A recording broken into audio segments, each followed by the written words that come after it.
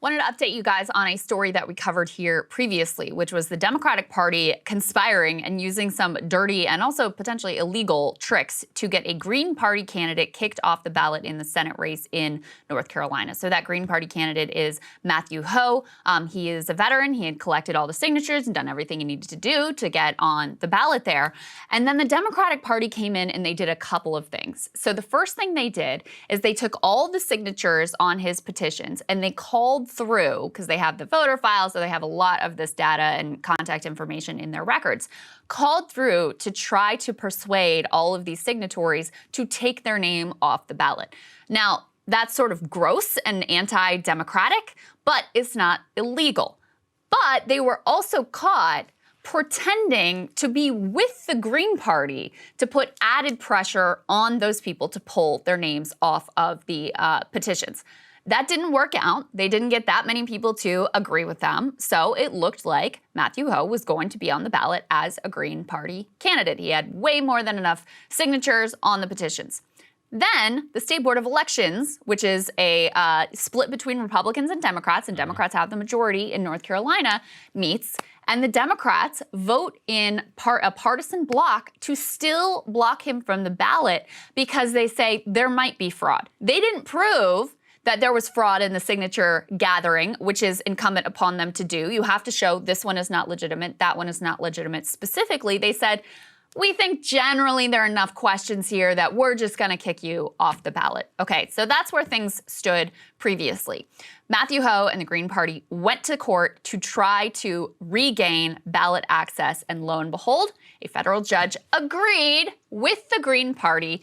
Says, breaking, this is from Matthew Hoh for Senate, a federal judge just ordered the North Carolina State Board of Elections to place the Green Party and our campaign on the ballot. We won against the Democratic Party establishment scheme to sabotage our campaign for working people. Now let's win this race and make history. Apparently, the Dems are still filing another lawsuit to try to block the Green Party from the ballot in one particular, in Wake County, which I think is a sizable county, if I'm correct. Yes. Yeah.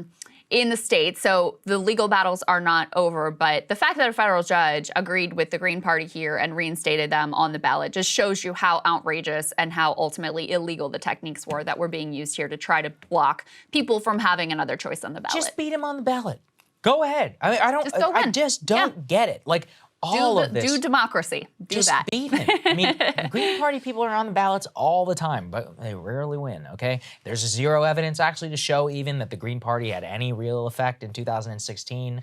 You know, a lot of the cope, you know, if you remember, everybody blamed like Ralph Nader for swinging the election for, it's like, no, people didn't like Al Gore, so they voted for Ralph Nader. Right. And then, you know, whatever the vote total was in Florida, I'm just saying, like, to the extent that you blame people for voting for them, I mean, actually, George H.W. Bush was once asked about Ross Perot, I want to say in the 2000s, and he just said, I don't like him, and I think he cost me the election. Because ultimately, Clinton only won the election with like 42% or whatever of the popular vote, because I think Perot got like 15 to 20. No, George H.W. Bush, people just didn't like you, so they didn't vote for you. You can't blame Ross Perot for that. Maybe you shouldn't have, you know, drafted NAFTA. That might have had something to do with it. So anyway, these things drive me crazy. And any attempt by any major party to try and snuff people out at the ballot level and more is almost always, you know, trying to rig the election in their favor. And I think that's what they're doing here. Yeah, I mean, it's gross. Like, they clearly are afraid that the race is already, I think it's lean Republican, but they've got somewhat of a shot in North Carolina to pick up that Senate seat. And they feel like, oh, well, if this Green Party candidate is on the ballot, they're going to take voters from us disproportionately, and so that's going to be a hindrance to us. First of all, there isn't actually, I mean, it's not clear that these are people who would have voted Democrat. Otherwise, they may not have voted. They may have voted for the Republican. Yeah. Like, that's one thing. But the other thing is, more to the point, people should be able to have choices. You have to go out and you have to make the case. You have to prove to them why they should vote for Democrat instead of voting for the Green Party candidate rather than using sabotage and illegal tricks to try to kick people off the ballot. So right. A small victory for small d democracy here. Yep. All right, guys, more for y'all later. Cable news is ripping us apart, dividing the country, making it impossible to function as a society, and making it impossible to know just what is true and what is false. But the good news is they are failing and they know it.